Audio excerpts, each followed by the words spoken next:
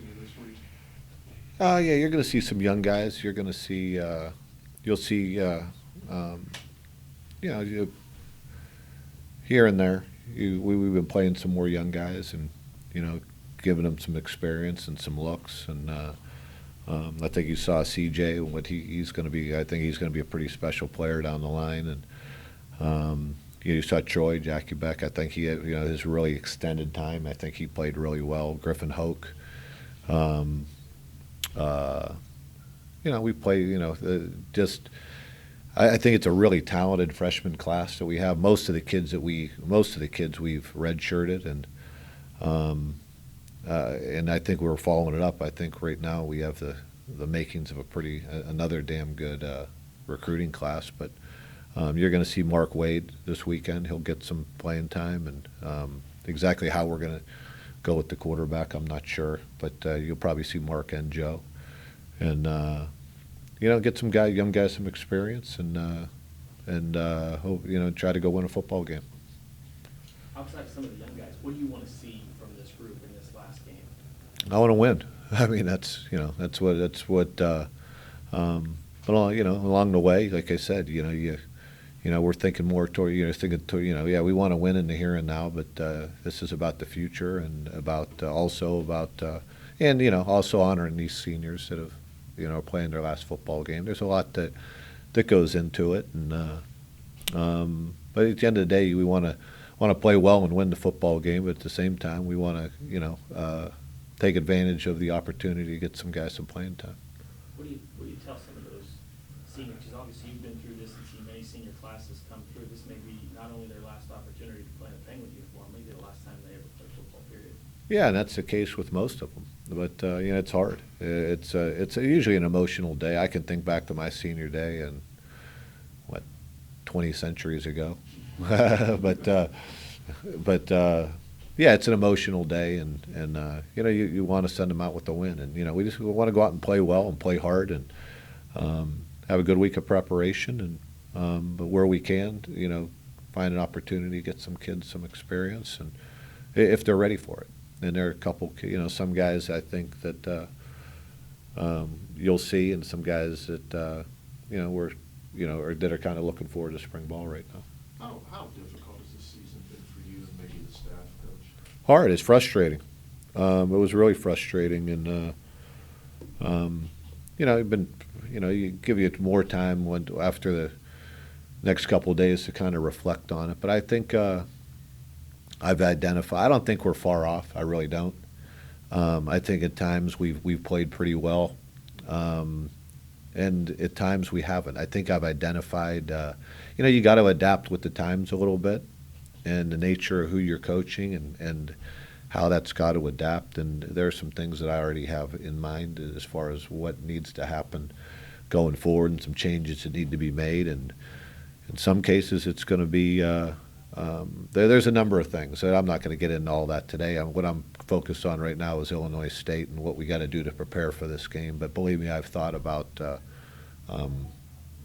kind of some things that we need to go that need to be adapted into the winter and spring ball, and beyond that to get ready for next year. But I think there's a lot of pieces in place. I don't think this football team's far off where we could compete with anybody in this league. When you say changes and adapt, you mean in terms of adapting to the way kids are nowadays, like generally, or Both. specifically about like this is the talent we have? Well, yeah, a little bit of both of those things. But I think that there's there is some adaptation that has to go on in both those regards. In what you're getting when they come in, what you can do.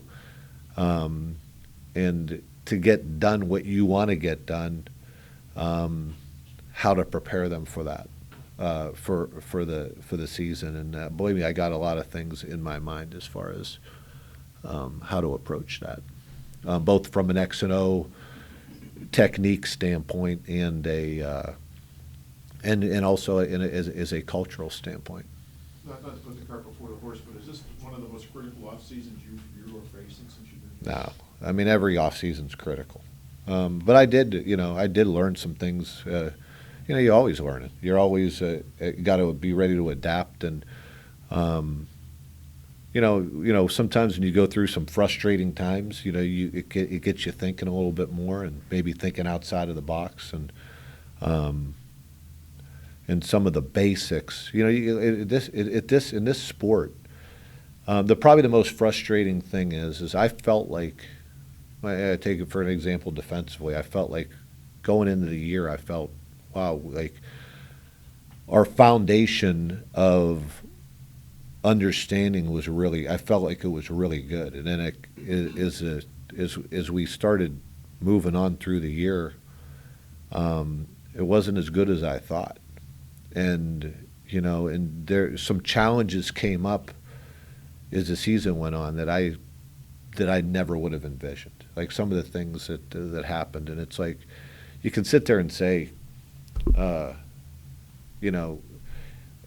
always one that sit there and try to identify, okay, why did that happen? Why did we find ourselves? Why did those things happen? Okay, and try to identify the why, and more importantly, how do you prevent that from happening in the future? And that's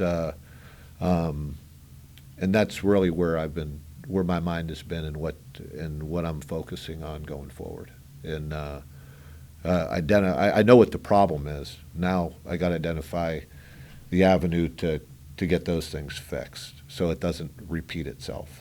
And sometimes that's making changes, and there's a number of things involved. But that's kind of, you got to be a problem solver. You've talked in the past about playing freshmen, and that can go one of two ways. It can discourage a kid if he's not successful, or Right. give him great. When you specifically the quarterback position in Mark Wade, what have you seen in Mark that makes you think he's ready to be in this spotlight Saturday? Well, he's not going to be perfect, but I think experience will help him. And I think he, a couple weeks ago, it was a little different situation. Having Nate go down and Mark only having one game left, there was, how we were going to progress. So our plan was to start Joe for 2 games and try and get through, hopefully not have to use 2 quarterbacks in those games. And then Mark was going to be available for one of the games, which leaves us Illinois State on Saturday. And that was our plan. It worked out. And Mark was available if we chose to or had to use him for whatever reason. But we were pretty much settled on the fact that if Joe had gone down in the last 2 games, we were just going to go Wildcat and live with what had to happen and stay with the plan of Mark. And fortunately, Joe stayed healthy. I thought Joe got some good experience. Now Mark's available, so we're going to make sure he gets some experience in this game. So if Mark plays Saturday, you can still get 4 years out of Mark Wade after? Oh yeah, yes. He's got 4 years left now, so it worked out, just to how we envisioned it a couple weeks ago. Being a coach who's coached at such a high level, is it difficult to make changes and adapt to the way you've done things for a long time, or? Yeah, I mean you know what I shouldn't say the sport is changing. Some of the challenges you have now are changing. The kids are different now. It's a different dynamic as far as the game. The game, as far as how they were brought up playing the game, how they. I don't know that a lot of the kids these days are watching the sport like we did, and they definitely weren't playing in the backyard, playing the way we did growing up, and which creates different challenges. And there's a number I could spend an hour on that, and how some of the aspects of coaching have changed over the last 7-8 years. But you got to adapt, and you have to really think it through and be prepared to make the necessary changes to meet the challenges that lie ahead. I think that I feel comfortable that maybe some of the frustrations that have come through this year, and that has helped me to identify some of the issues that important issues, and to develop a plan to move forward and better this football team. And I feel real comfortable that that's happened. I know Illinois State lost, I think, their starting quarterback and backup running back this past week. I'm pretty sure they're done for the year. Is it difficult to prepare for a team when you're not sure? Yeah, but I know this. They're a run first football team. I mean, they got a heck of a back. I mean, Robinson. He's a really good back, and that's what they lean on anyway. They lean on their running game. I mean, it's going to come down to flying to the football and tackling and wrapping up. And I mean, the guy's hard to tackle. He does a nice job breaking tackles, and it's not like they're not going to try to trick you a lot. They're gonna line up and do what they do, and you got to be able to match it play after play, and that's the challenge. But I'm sure that they have. I guess they have two other quarterbacks that they're talking about playing. Their second team guy and then their third team guy who we saw in film a little bit, and I'm sure they're very capable, and you just got to prepare you be ready for whatever they throw at you. Are you hopeful Saturday that despite the record that this community and your support system is going to be out here supporting these guys one last time? Yeah, I hope so. I mean, but I get it. I mean, I get how it goes. I mean, if we have 10 people in the stands or 10,000, we got to be ready to play. And we've had good support here since I've been here, but I get it. I get that when you don't win football games, you're not going to get as many people, and that's my job to make sure that gets fixed, and that's going to get fixed. I mean, but I get that. That's human nature. You're going to get more people when the games mean more, and that's my job to. Winning's going to put more people in the stands. I mean, I don't know what's going to happen Saturday, like how many people we're going to get or how they're going to react, but I hope we get a good crowd. But we're going to play football no matter what. Is it easy for you to kind of block out some of the people here? There's a lot of people around here who have a lot of high expectations and prides for the program. They should. I wouldn't want to be a part of this if they didn't have those high expectations, and that comes with the territory. People want to criticize me. They criticize what's going on in the program. They want to criticize me personally. That's their prerogative, and it's not going to change how I approach my job. I mean, I've been doing this a long time, and I've gotten a lot of criticism.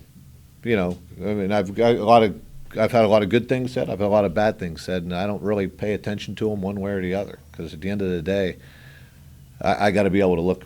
As a coach, you got to be able to look yourself in the mirror and make sure that you're doing everything you possibly can for the program.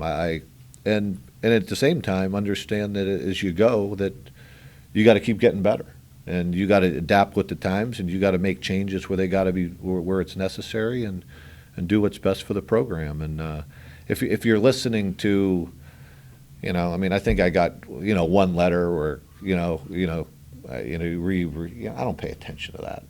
I mean, people don't. People are going to say what they say. That's just the nature of being a coach. When your job means, is for everybody to see. All they see is what happens on Saturday, and you can't let it affect you both when they're saying good things or bad things. You got to really look at the truth and be black and white about it, and be able to make the adjustments that are necessary as you move along. Does that make sense? Yeah.